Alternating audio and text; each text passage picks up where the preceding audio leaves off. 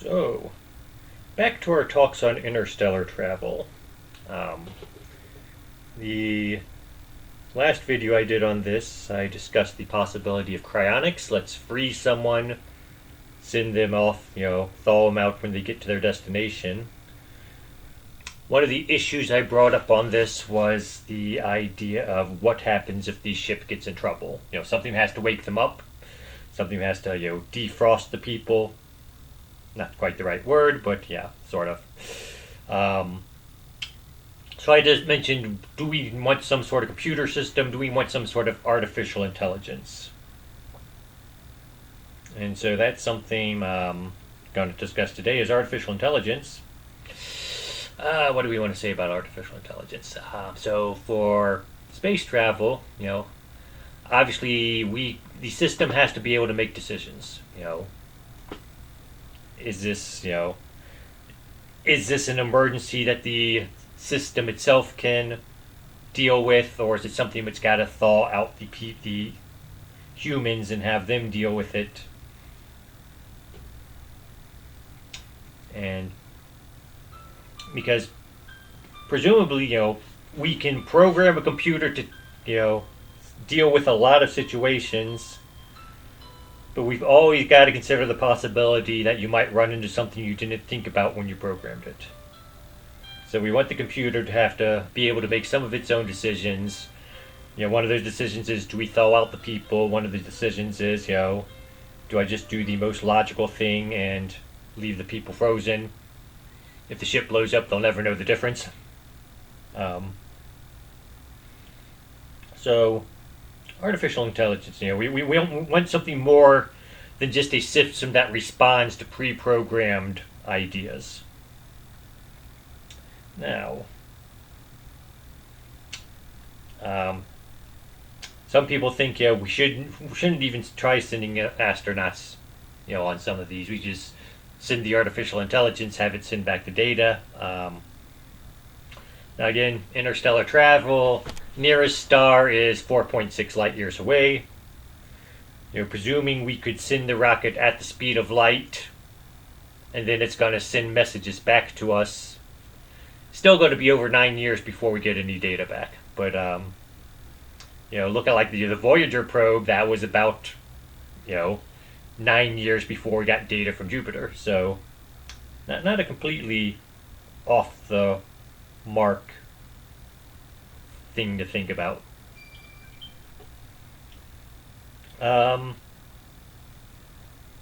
So how close are we to artificial intelligence? I've pretty much said all I can about space travel and artificial intelligence. But AI, it's something people are talking about now more and more and more because we're supposedly getting closer to it. So, I'm going to spend most of this video discussing: are we really getting that close to it? Now, let's see, what was that? 1997, IBM's Deep Blue computer beat Gary Kasparov at a chess tournament. It won six game tournament. It won 3 games and played 1 to a draw. And everyone thought, this is a big thing. A computer beat a chess champion at chess. Now computers. We've had computer chess for a long time now, and I've been beaten by several computers at chess. Even basic little programs. I've only won 1 game against a computer in my life. But I'm not a champion. I'm not a chess master, so no big deal that a computer can beat me at chess. But it beat this chess master, so we're 1 step closer to artificial intelligence. Not really. Not really at all. I mean, basically, chess, you think 3 moves in advance, people say. That's one of the problems. One of the reasons I'm not a chess master is I have trouble thinking 3 moves in advance. Computer, so basics of chess. There are 20 possible opening moves for each player. You got 8 pawns. You can move from 1 space, or you can move them 2 spaces. That's 16 of your moves. And then your knights have the ability to jump the pawns. So, and each knight has 2 squares it can move to. So you got 4 possible knight moves, you've got 16 possible pawn moves. Your competitor has the same options to play back. Once we start making these moves, we immediately start opening up more possible moves. And so that's, basically, it gets harder and harder to predict what your opponent's going to do and harder to think 3 moves in advance, which is why I'm not good at it. Now, there are probabilities you can factor in. The opening move is usually to move, most chess masters seem to think that the best possible move is to move one of your pawns out 2 squares. Usually it's, I forget if it's the pawn in front of the queen or the pawn in front of your king, but it's one of those 2 pawns. So far as knights move, it's better to move them one direction because you're opening up space to move a bishop out if you need it. If you move it the other way, then it's potentially blocking your bishop in more, or it takes longer to get your bishop open. So as a knight move, again, usually the pawn move is the first one to go, though. People, as a kid, I always moved my knight out first because I wanted to go out and I wanted to kill things. And that was, and as I got older and hopefully wiser and learned more about chess, I knew, you don't automatically go on the offensive. So I started doing more pawn moves. But, so the computer knows there are 20 possible moves. It also knows, you can program it to say these are the moves more likely to be made. And even it can figure out on its own if you teach it, if you program it to think far enough in advance, it can sort of decide on its own a little bit of these are the better moves to make. Outside of that, though, as we get moving on, and like I said, every time we move a piece, we open up more future moves. So 5 moves into it, there now might be 100 possible moves you can make. And as a human player, it might take me 5 minutes to even acknowledge all of them, not even to mention analyze what they can do, whereas computer thinks faster than me. It's not smarter, it's not necessarily more intelligent, it's just faster. So it can go through all the possible moves, faster than I can. For some reason, we mistake speed with intelligence, artificial intelligence. Well, it beat this chess master, therefore it is now more intelligent. No, it's just faster. In fact, those were timed games. You got the little timer, the guy makes his move and hits the clock. Those were the games they were playing. So just the very fact that the computer can do these calculations faster and doesn't have to think as fast is probably one of the reasons why it was able to beat Kasparov more often. Now, when I looked this up, 6 games, it said 3 wins and 1 draw, which means it didn't beat him all the time.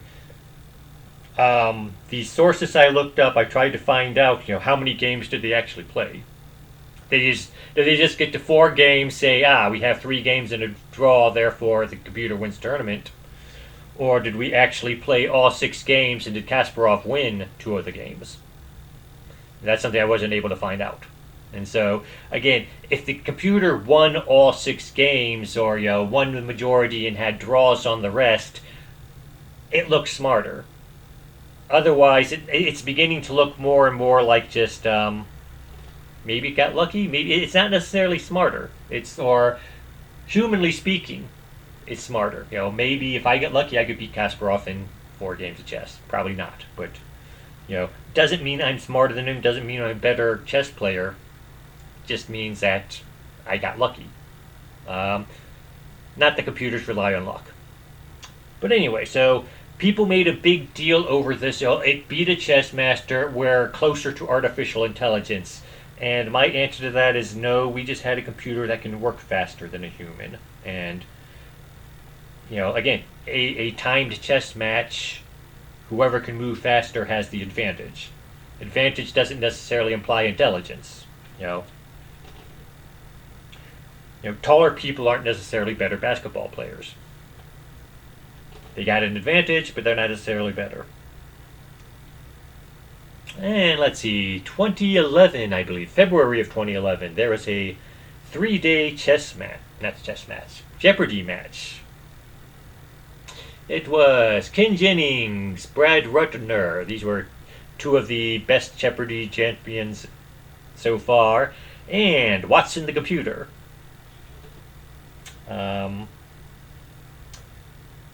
Watson soundly defeated them. 77 or a little over $77,000 was his 3-day winnings, which better than most humans would do in a competition against two other humans. That said, of the two humans, one of them had $24,000, one had $21,000. So they didn't do too bad against the computer. They actually did fairly well. Again, people were hailing this as artificial intelligence and, step forward for that. But the IBM programmers admitted that how it worked was Watson, he was just programmed with a bunch of information. A question would be asked, he would search through his files for the closest match or a match. If he found a match, good, he answers the question. If he doesn't find a match, then he does a quick computation to find out, what is a likely answer based on the information that it's found. Also had the advantage that he could buzz in, at a fraction of the speed that a human could. So, on the one hand, basically, it's just looking up information. If I had a set of encyclopedias and was able to read them real fast and was allowed to use them during a Jeopardy competition, I could be a champion. Don't have to be intelligent. Don't have to be. I'm just lucky. I have a source that I'm able to look up. The humans are relying on their memory. Memory is a good thing. Obviously for a trivia contest, like Jeopardy is basically a trivia contest, memory is very helpful.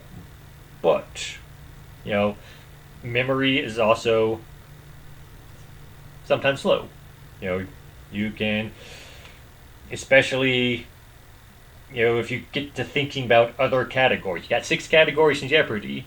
If I'm concentrating on one category and then they switch to another category, it might take my brain a little longer to switch gears and start answering the second category, even though I know the answer. A lot of times I watch Jeopardy at home and it's like, I know this answer, and, when they finally give the answer, that's right, I knew that all along, it just wasn't in my memory. Computer doesn't have this problem. It's got the information, it just has to search and find it. So that's not intelligence. That is, again, that is having a big vast book and being able to read it quickly. Or that's the equivalent of it. In short, the computer was quote unquote cheating. It wasn't really cheating. I mean, they set up this they knew this was how it was running. They set up this special show. Actually, it was 3 shows, but so everyone knew that the computer had an advantage. Everyone agreed to the rules that the computer could do this. But to say that it was necessarily smarter or working off of intelligence, no, it was working off of information that it had. It's like having crib notes, almost, That and the computer got some wrong answers. And from what I understand, the people who watched it, the show, I didn't actually watch this show. I read about it online. I saw a few clips of it online. When it got a wrong answer, it was way off. It was like, not just making guesses, making weird, completely unintelligent guesses, guesses that wouldn't prove artificial intelligence. Something that was intelligent wouldn't make this guess, is what I'm saying. again, none of the clips I saw really went into a lot of detail on these, so it was hard to analyze it. But people who watched, I got friends who are big Jeopardy fans, and they talked about it, and yeah, it made a few guesses, and its guesses were often way off. Not the sort of thing that I would say would prove artificial intelligence. Now, humans do this too. If you watch Jeopardy, you can tell some of the people buzz in and then they hesitate to answer because they don't really know the answer.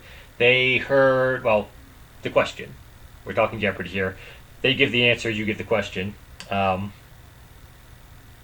So the answer has 2 or 3 catchwords that are familiar to them. They buzz in, and then they hesitate to give the question because they don't really have the question. They have to break down and analyze the answer in their mind and then say, this is what they're really asking for. So some people actually play it that way. Again, was Watson doing this? Which might have been. Just the fact that he didn't always buzz in first leads me to believe that he wasn't necessarily doing this. I'm saying him. It was a computer, but Watson's it was named after a man. So I'm going to call Watson him. So again, that's something I would have to see a whole show and analyze it more to decide if Watson was doing this. Again, that's sort of an intelligence thing. I'm responding with the hope that I can figure it out. Whereas a computer is more, I'm responding to what I know or don't know. So again, does Watson prove artificial intelligence? And my answer to that is, I don't think so. Not from what I've heard, not from what I've seen. And again, it was programmed, a lot of it was just searching its memory, which was sort of cheating in a way. Now then, there are other things, other robots and stuff that, Isaac was a robot. I tried to find Isaac, but there's been a lot of computer software and stuff with that name, so it's hard to get, but it's a robot which is supposedly close to artificial intelligence. But again, the few demonstrations I've seen, which I've seen a few video clips years ago, that that's the only reason I know Watson exists. Some of it would be they would ask a question and the answer would be way off. But I can see it's like Isaac, will you be my friend? Someone asked. And the response was, let's dance. So is that artificial intelligence? I can see the logic, let's see, we're friends have fun together, dancing is fun, let's dance. But, I can see the logic path that was taken to get to that answer. I can't necessarily think that was artificial intelligence. It was more of this is the closest my programming will get me to. So, again, a lot of what's held up as proof of artificial intelligence I don't see as being artificial intelligence. Now, AI art is a big thing going around the internet now, it seems like. And so, artificial intelligence, or cartoon characters, as they would be real humans, as provided by artificial intelligence. Okay, so it's clickbait, but clickbait lives up to its name, and I clicked on it. So some of these pictures, they look like human versions of the characters they're supposed to be. But we get into some stuff. Elmer Fudd had a beard. I've watched enough Bugs Bunny cartoons to know Elmer Fudd does not have a beard. Why is my AI, supposedly artificial intelligence art program, giving Elmer Fudd a beard? And I suspect that these programs, they're actually more along the lines of face recognition. So they, instead of, however, looking at an entire face, they're looking at parts of the face. Then some of them have a sort of stretch skew ability to make the parts of the face fit together better. That's how things like, Bert and Ernie. I've seen AI pictures of Bert and Ernie which don't look human at all, but they look more human than the Muppets were. And so my guess is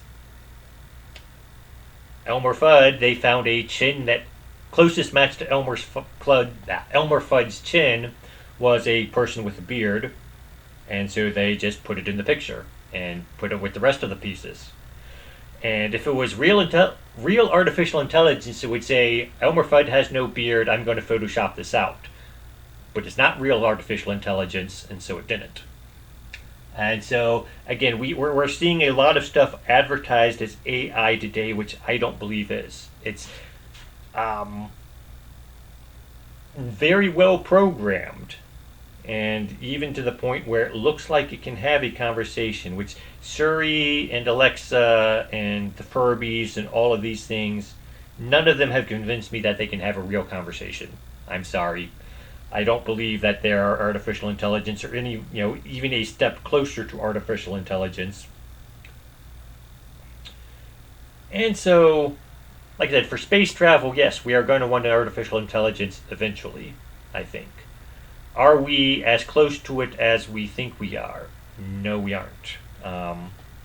Will the computers take over the world?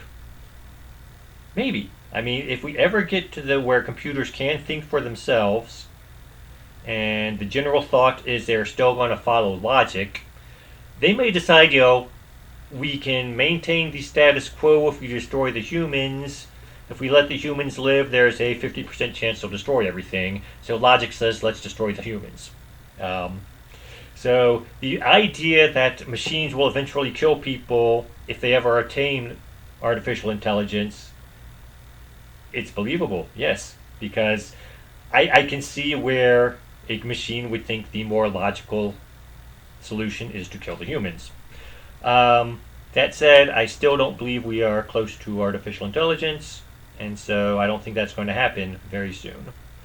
And that is it for now. Have a good day.